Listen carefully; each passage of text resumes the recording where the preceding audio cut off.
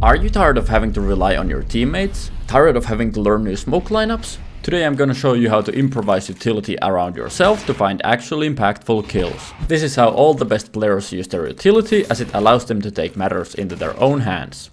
So yes, we should be favoring utility around ourselves. It's easier, it's faster, it's more reliable. So how do we do it? I'll show you. Before we get into the two most powerful flashbang types you should be using, let's first eliminate the most common issue that people have with flashbangs. Stop throwing them at your opponent. Well, maybe not quite like that, but throwing flashbang at your opponent has a very high chance of landing behind them, which not only baits your teammates to swing, but might end up blinding them instead. Instead of throwing the flashbang where your opponent is standing at, you should be throwing the flashbang where your opponent is looking at. The most common examples of this issue are trying to flash on the site itself, or throwing flashbangs too deep while rushing, when you should be flashing close to yourself in front of the entrance of the site, or even behind yourself, allowing you to swing as the flash pops.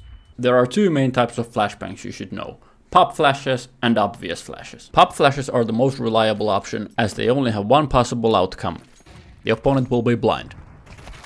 While pop flashes give the opponent no time to react, they do have downsides. They can be slow to line up and often require a teammate to swing, and while they might be perfect for one angle, they often leave other angles alone. For best results in solo queue, you should be using pop flashes that allow you to peek off of them, such as this one, or this one,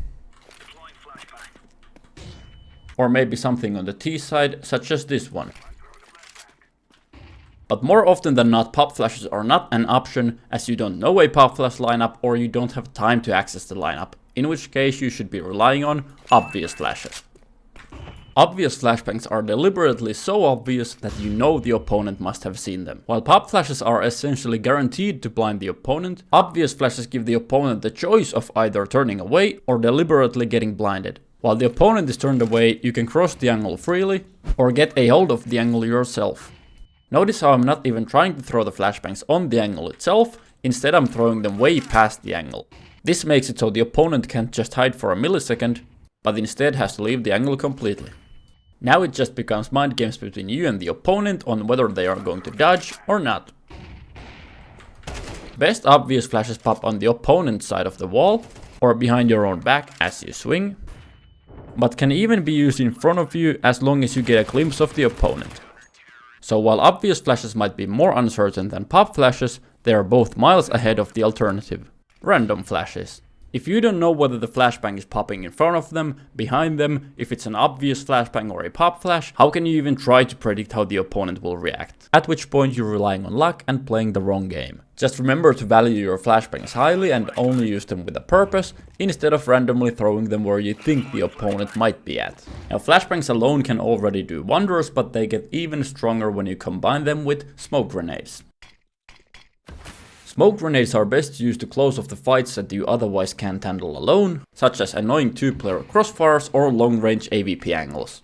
The most common issue I see is people throwing map-wide smokes without having trustworthy teammates taking advantage of them. This also happens on the T side, where the long-range smoke gives the opponents time to use their counter util. This is why you should practice your dueling skills so that you can save the smokes for the otherwise impossible fights.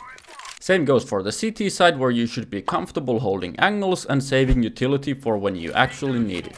Also, make sure to prioritize quick smokes that can be thrown after evaluating the situation first, and that allow you to take advantage of them yourself. Now, in certain maps your teammates are more likely to use your map-wide smokes properly, but even then you should favor the ones that you too can utilize. Some other smokes you can easily utilize are extinguishment smokes to surprise the enemies, or aggressive smokes in front of the CTs to prevent them from pushing with their own utility. Now, thus far in the video I've only been talking about smokes that land far away from you in front of the opponent, which are great for isolating key parts of the map like middle or bomb sites, allowing your team to take full control of the area. But sometimes there's too few of you and too many of them for you to take proper map control, in which case you should be using smokes that land closer to you. Now, obviously it would be better to have full control of the area, but sometimes that's not realistic, in which case this gives you at least a lot of cover from multiple angles at once, allowing you to isolate the fights or get the bomb down. These can also be useful on the CT side, where smoking off the entrance would only give cover for the Ts to exit through multiple different directions, or if it's too late to start smoking the entrance as the Ts might already be nearby. In these situations when you're alone, it's better to smoke near you, which allows you to fight off individual Ts one by one. Just remember that you can easily get caught if the opponent has an HE grenade. Which brings us to our next topic.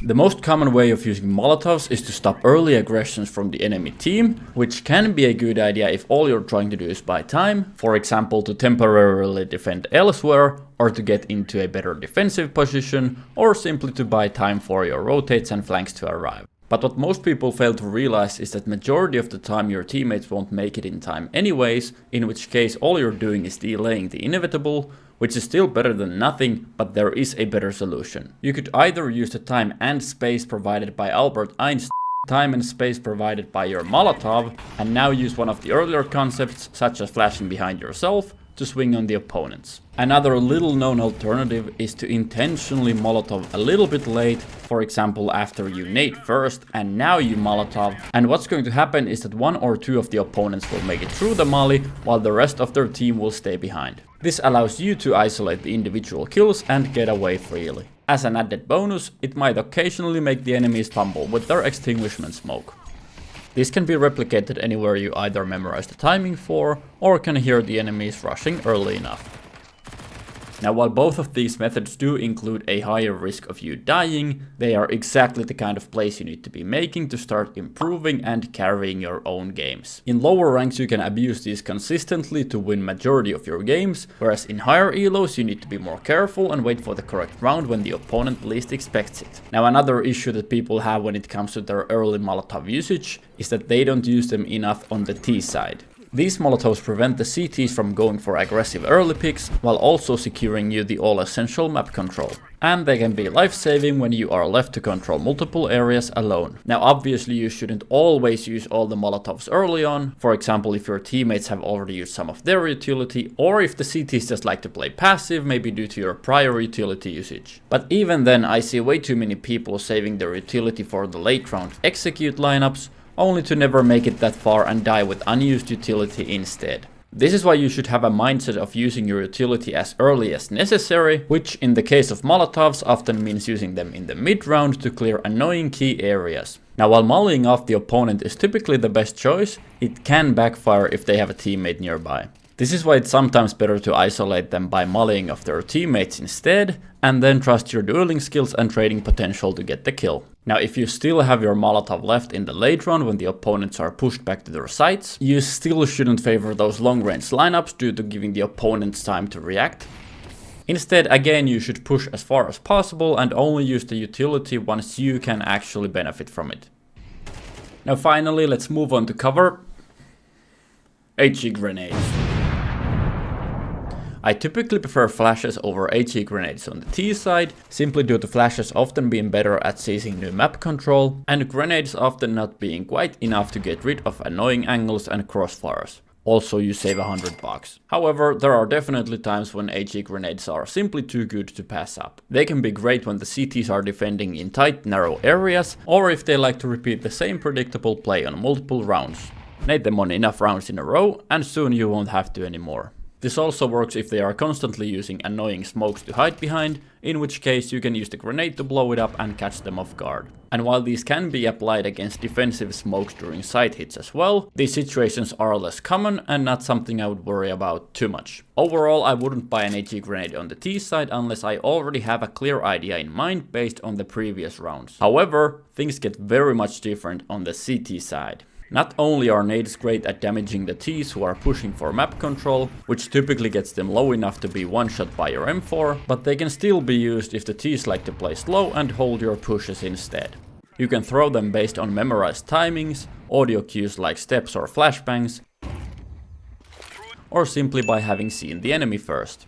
But what really sets apart nades on the CT side are the possibilities enabled by blowing up a smoke grenade. Not only are they great at preventing the Ts from closing you off with their own smoke grenades, which is actually one of the few cases where you might want to consider learning some lineups, but even if the Ts don't provide you with their smokes, you can always smoke them off first to stop them from taking map control, only to surprise them by blowing up your own smoke grenade. Now once again, this more aggressive method is also the riskier one in case the opponents happen to be holding the smoke, but it's also the one that allows you to take matters into your own hands and carry your own games by being more active on the map and therefore learning faster and improving faster as well. So if a play goes wrong, don't automatically decide that it was a bad play, maybe it was just not the right time. Thanks for watching, subscribe.